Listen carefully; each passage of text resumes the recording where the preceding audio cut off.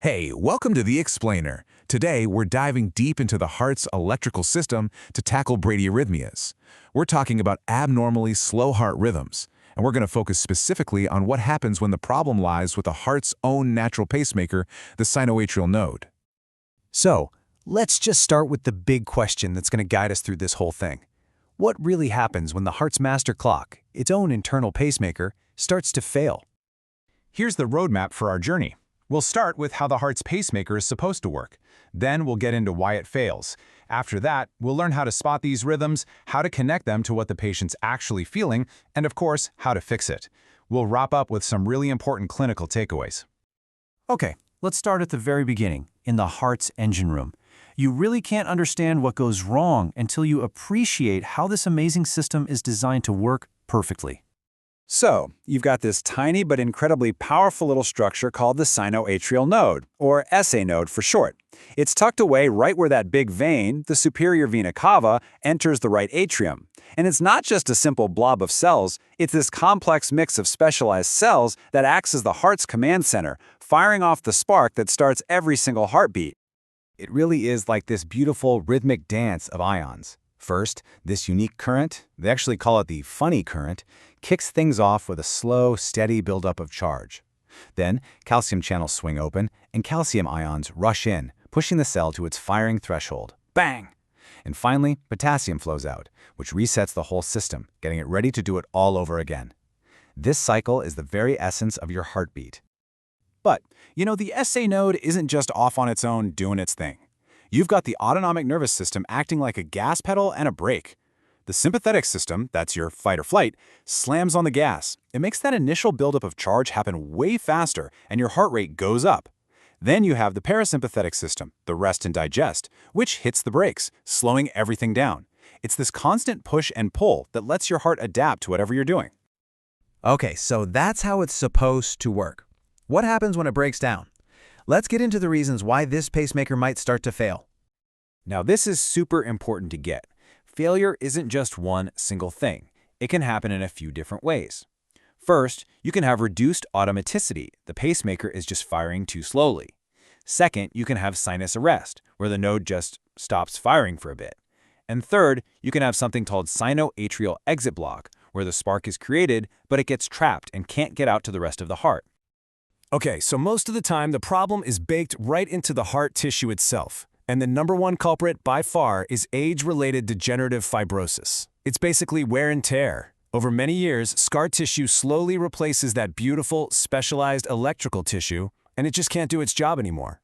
Of course, things like a heart attack or other diseases that infiltrate the heart can also cause this kind of damage. But here's the good news. It's not always a permanent hardware problem. We've got to be detectives and look for these outside influences, because a lot of them are totally reversible. Medications are a huge one. Beta blockers, calcium channel blockers, they're designed to slow the heart. And things like an underactive thyroid or even severe sleep apnea can put the brakes on the SA node. You have to rule these out first. All right, we know the why. Now let's play detective and look at the what. What does this actually look like on an ECG? How do we spot the clues? First up, the most basic one you'll see is just sinus bradycardia. A normal-looking rhythm, just super slow, less than 50 beats per minute. But here's the thing, context is absolutely everything. If you see this in an elite marathon runner, that's great. It means they're in incredible shape. But if you see a heart rate under 40 in someone who's awake and not a conditioned athlete, that's a big red flag.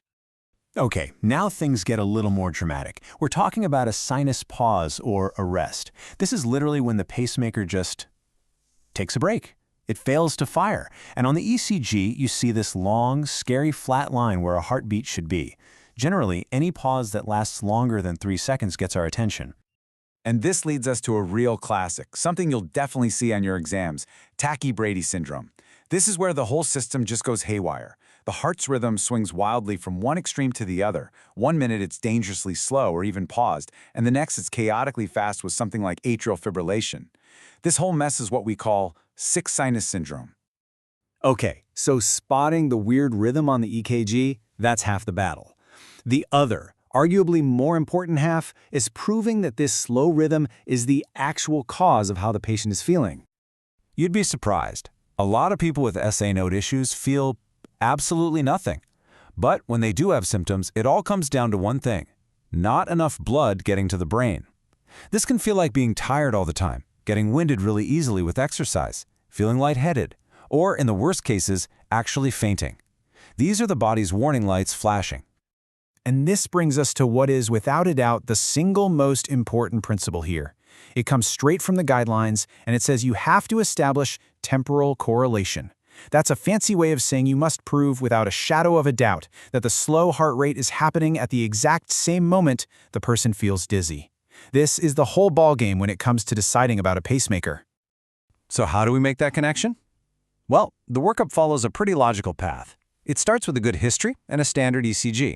But since these things can come and go, we often need to monitor the patient for longer, maybe with a 24-hour Holter monitor or even a longer event monitor to catch the rhythm in the act. And if symptoms only happen with activity, a stress test can be key to see if the heart rate is failing to increase like it should. All right, so we found the problem, we've linked it to the symptoms. Now what? Let's talk about how we fix it and restore the rhythm. So imagine a patient comes into the ER. They're dizzy, their heart rate is in the tank. What do you do right now? This is the emergency fix. Our first go-to drug is IV atropine, which basically blocks the brake pedal on the heart. If we know it's a specific drug overdose, we have antidotes for that. And if the patient is really unstable, we can put in a temporary pacemaker to get them out of trouble. Now, for the long-term solution, it really boils down to this super logical flowchart. First question: is the patient having symptoms? If no, we just watch them. If yes, next question: did we prove the symptoms happen at the same time as the slow heart rate? If no, keep looking. If yes, okay, next question: have we ruled out every single reversible cause? Only when you've checked all those boxes do you get to the final step, offering a permanent pacemaker. All right, let's wrap this up by hitting some of the most important, high-yield takeaways. These are the things you absolutely want to have locked in for your exams and for clinical practice. And here it is, the big one for your exams. If you remember one thing, make it this. Sick sinus syndrome is the big umbrella term for all this stuff we've talked about. The slow rates, the pauses, the tachybrady, and it is the single most common reason that people in the world get a permanent pacemaker. That's a huge takeaway. And we're going to end on this one last thought, and it's a piece of wisdom that applies to so much of medicine. In bradyarrhythmias, always treat the patient, not just the heart rate. A slow heart rate in someone who feels perfectly fine often needs nothing more than observation. Our job isn't to make the number on the monitor look better, it's to make the human being in the bed feel better. That's the goal.